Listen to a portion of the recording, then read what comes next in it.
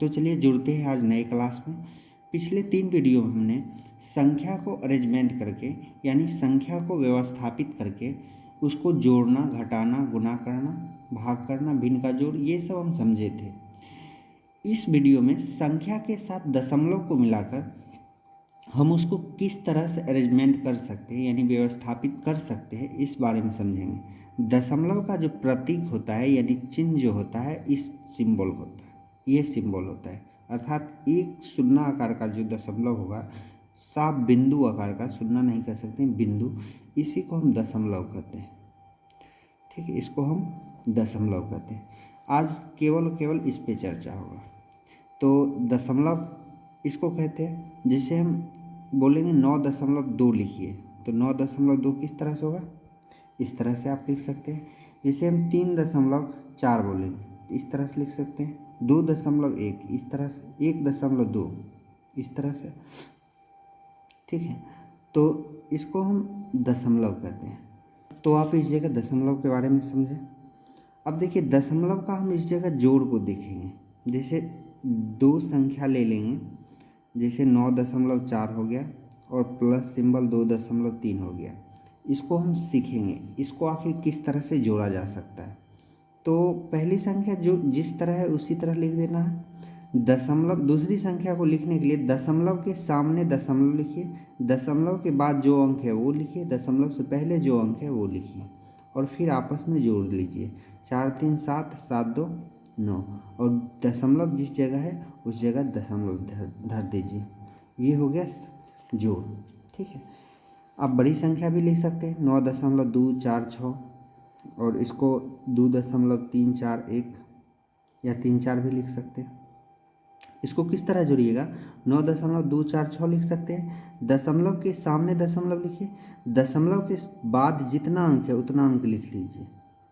ये बच गया तो इसको बाद में समझते हैं। इसको क्या करना, दशमलव से पहले जो संख्या है उसको भी पहले लिख लीजिए, और जो बच गया, जहाँ भी जो संख्या बच गया उसके सामने आप 0 लिख सकते हैं। और फिर आप इसको क्या करिए, ऐड कर लीजिए। 6 4 4 8, 2 2 4, इस जगह 9 2 कितना हो जाएगा। ये दशमलव का जोड़ इस तरह से आप बना सकते हैं। देखिए, फिर कोई और बड़ा संख्या लीजिए, जैसे 0.246, इस जगह 9.897 बोलेंगे कि इसको जोड़िए। तो आप इसको किस तरह जोड़ सकते हैं, हम बोले दशमलव के सामने सबसे पहले क्या करना है, दशमलव लिखना है, फिर दशमलव के सामने नीचे वाली संख्या को भी दशमलव लिखना है, दशमलव के बाद जितना संख्या है उसको लिख लीजिए, चाहे इस जगह इतना भी रहे।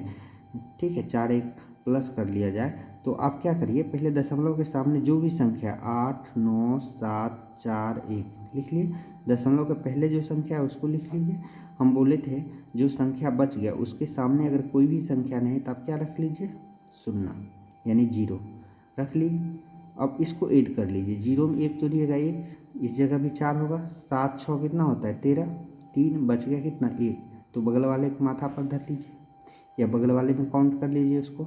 9 4 13 1 14, 14 कितना हो गया 4, बच गया इस जगह भी 1, 8 2 10, 10 1 11, 1 फिर बच गया, 1 बगल वाले माथा पर डालते जाइए, तो 9 1 कितना हो जाएगा 10।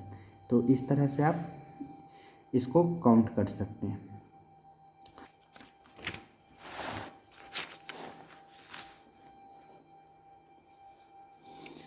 देखिए, अब हम दशमलव का घटाव देखते हैं। घटाव देखिए किस तरह से होता है दशमलव का, ये घटाव लिख दिए। इसको बनाने के लिए क्या करना पड़ता है, पहले कोई भी संख्या ले लीजिए, 2.4 ले लिए, इसमें से हमको घटाना है 2.92, इसको घटाना। ठीक है, तो इसको किस तरह से घटाना पड़ेगा, तो इसमें से क्या करना पड़ेगा, प्लस जो धन संख्या है हमारे पास, जो धन में संख्या है उसको पहले लिख लेते हैं। धन में कौन सी संख्या है, देखिए इसके सामने ऋण लग गया, यानी ये संख्या जो है ऋणात्मक में है, यानी ऋण में। और हम बताए थे पिछले वाले वीडियो में, जिस संख्या के पीछे यानी किसी भी प्रकार का चिन्ह ना हो तो वह संख्या क्या होगा, धनात्मक में होगा। तो यानी ये धन में किसी भी प्रकार का चिन्ह है तो धन में, धन वाले संख्या पहले लिख लीजिए और ऋण वाले संख्या क्या करिए, बाद में लिख लीजिए। इस जगह 9.2 लिख लीजिए। हम बताएं दशमलव के सामने दशमलव रखिए और दशमलव से पहले जो संख्या है उसको रखिए, दशमलव के बाद जो संख्या है उसको रख लीजिए, और जो संख्या बच गया उसके सामने क्या रखिए, 0। जोड़ वाले में ये प्रोसेस बताए थे, वही प्रोसेस घटाव में भी लगेगा। अब 0 में से 2 घटेगा नहीं, तो पता है बचपन में पढ़े थे, पैंचा लेना या हासिल लेना या बगल वाले से लेना, तो एक दहाई से पैंचा लीजिए, यानी जिसको हासिल कहते हैं पैंचा कहते हैं। तो ये बन जाएगा 10, 10 में से 2 गया, कितना बच गया, 8। ये बच गया 3, ये बच गया 3, 3 में से 9 नहीं जाएगा तो इधर से पैंचा लेगा, तो 13 में से 9 गया तो कितना बच गया, 4। और क्या बच जाएगा, तो इधर 1 बच गया, 1 में से 2 तो जाएगा नहीं, 1 में से 2 जाएगा नहीं, तो ऋणात्मक, क्योंकि 1 धनात्मक बच गया हमारे पास और 2 क्या हो गया, ऋणात्मक हो गया, तो -1 बच जाएगा। तो इस तरह से आप बना सकते हैं, ठीक है। कभी कभी इस तरह से भी आता है। देखिए अगर ये समझ में नहीं आया है तो अगली सवाल देखिए, वो आपको समझ में आ जाएगा। जैसे 2.34 है, इसमें से घटाना 1.21, ठीक है। तो हम बताएं पहले धनात्मक वाले जो संख्या है, यानी धन पूर्णांक में जो संख्या है उसको लिख लेते हैं। धन पूर्णांक में ये है, और ये क्या है, ऋण पूर्णांक, क्योंकि इसके सामने क्या लगा हुआ, ऋणात्मक संख्या, ऋणात्मक चिन्ह लगा हुआ। तो हम बताए थे कि अगर पीछा में कोई किसी प्रकार का चिन्ह लगा हुआ है तो वो उसको इंडिकेट करता है कि ये इस प्रकार का संख्या है। इसके पाछे ऋणात्मक का चिन्ह लगा हुआ है, अर्थात ये संख्या ऋण में है। इसके पाछे किसी भी प्रकार का चिन्ह नहीं है तो ये अर्थात धन में है। तो इसको 2.34 लिख सकते हैं।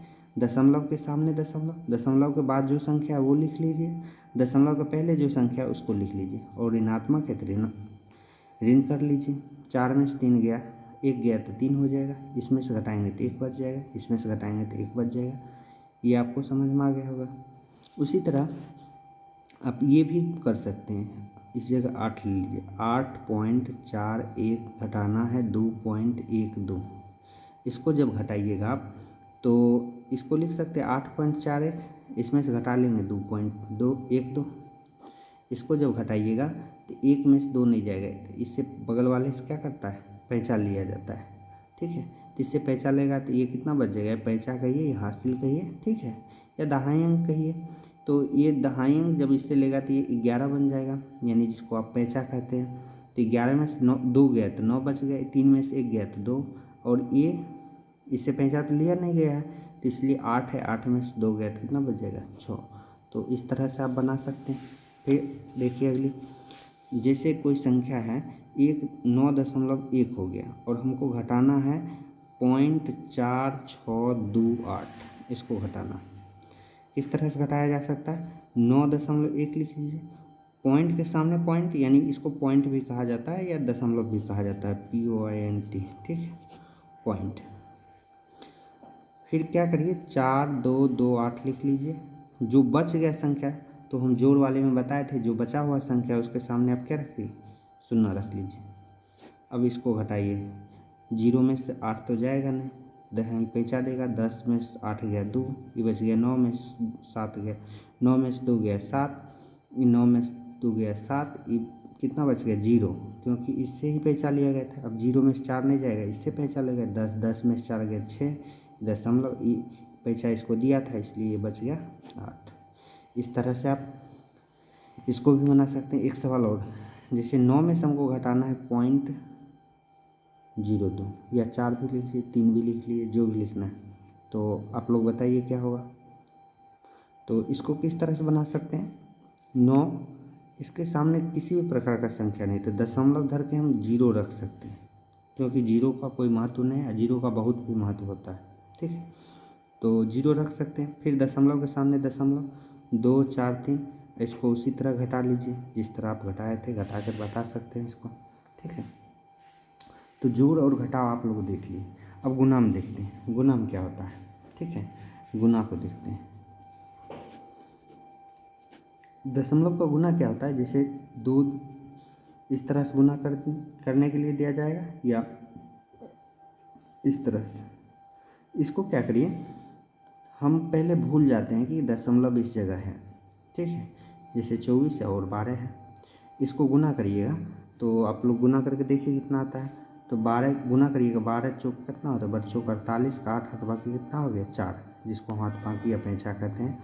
ठीक है, 12 दूनी 24 और 24 4 कितना होता है 24 4 28। आप गुना करिएगा तो इतना आएगा। अब देखिए दशमलव के बाद कितना अंक है 1, दशमलव के बाद कितना अंक है 2। तो गुना में क्या होता है, दशमलव के बाद वाला अंक जो संख्या होता है उसको प्लस कर लीजिए, मतलब संख्या को नहीं, संख्या के नंबरिंग को प्लस कर लीजिए। जैसे 1 नंबर 2 नंबर 3 नंबर तो प्लस कर लीजिएगा, 2 नंबर यहाँ पर है 1 नंबर यहाँ पर है, टोटल कितना नंबर हो गया 3 नंबर। हम क्या करेंगे 3 अंक आगा हो गया तो इसको 3 अंक पीछा ले जाएं, 1 2 3, 3 अंक यहाँ है, इस जगह दशमलव डाल दें, यही हो गया दशमलव का गुना। समझ में आया। देखिए एक और देखिए, जैसे हम बोल दें कि 1.21, इसको गुना करिए आप 0.2। सबसे पहले आपको क्या करना है, दशमलव भूल जाना है, 1 2 1 है, इस जगह 2 2, इसको आपस में गुना कर लीजिए। इसको 2 2 दूना 4 2 2 2 दूना 4 2, इसको लिख सकते हैं इस तरह से 2 4 2 6 4 2 6 2, इस तरह से लिख सकते हैं। हम बोले हैं कि दशमलव के बाद जो संख्या है उसको नंबरिंग कीजिए, काउंट कीजिए क्या वो है। 1 2 इस जगह है, 1 इस जगह, 3 है तो 3 अंक पीछा गए। इस जगह देखिए 1 2 2 जगह, 1 2 इस जगह 2 है, 1 2 इस जगह भी 2 है, तो 2 2 कितना हो गया 4। इस जगह से 4 पॉइंट आप पीछा जाइए, 1 2 3 4, 4 पॉइंट पीछा है, इस जगह हम डाल देंगे दशमलव, यही संख्या हो गया। इसको यानी गुना करने के बाद हमको ये संख्या प्राप्त होगा। तो दशमलव गुना समझ में आया। यदि कोई संख्या इस जगह है 12 गुने 0.2, तो आप सिंपल से गुना कर सकते हैं, 12 दूनी 24। केवल कितना अंक पीछे दशमलव है 1 अंक, इसमें तो है नहीं, इसलिए 1 अंक ही पीछा जाएगा। तो इस तरह से आप गुना भी समझ गए हों। ठीक है, अब देखिए भाग। भाग में क्या होता है, जिस तरह हम दशमलव गुना में प्लस करके आगे गए थे, यानी दोनों को एक जगह जोड़ लिए थे, उसी तरह भाग में घटा कर लिखा जाता है। यानी दोनों का देख लेंगे दशमलव पॉइंट कितने अंक बाद है, उसको आपस में घटा लेंगे। जैसे 1.2 को हमको 1.2 है या 12 ले लीजिए, इतना ले लीजिए 12.2, इसको भाग देना है 0.6 से। ठीक है, तो इसको हम भाग देंगे 0.6 से लगेगा नहीं, इसको भाग दीजिए 2 2 4 1 5, 2 2 4 1 5 9 हो गए। अब देखिए इसको 3 से भाग दीजिए, ठीक, ये भाग पूरी कट जाएगी। अब क्या करना है, जैसे 12 और कितना हो गया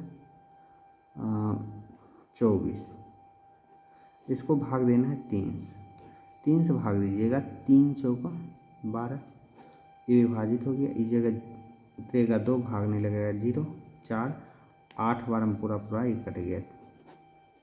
ठीक है, 408 बार। अब देखिए 2 अंक यहाँ है 1 अंक यहाँ है, तो कितना है 2 अंक यहाँ और 1 अंक यहाँ। गुना में क्या करते थे प्लस, यानी जो काउंटिंग 1 2 और यहाँ 1 हो गया 3 अंक का पीछा चलते थे, इस जगह क्या करेंगे माइनस कर लेंगे। ठीक है, 2 अंक यहाँ है 1 अंक यहाँ, तो 2 में से 1 गया कितना हो जाएगा, तो इसमें से हो जाएगा 2 में से 1 गया था 1, तो 1 अंक पीछे दशमलव लीजिए, इस जगह हम दशमलव डाल सकते हैं।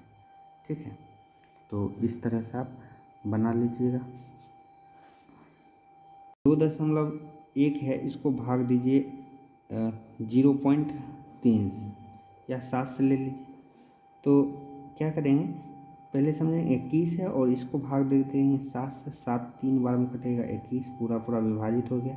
1 अंक पीछे दशमलव, यहाँ 1 अंक, 1 में से 1 खत्म हो गया, तो इस जगह बच जाएगा कितना, सिर्फ और सिर्फ 3।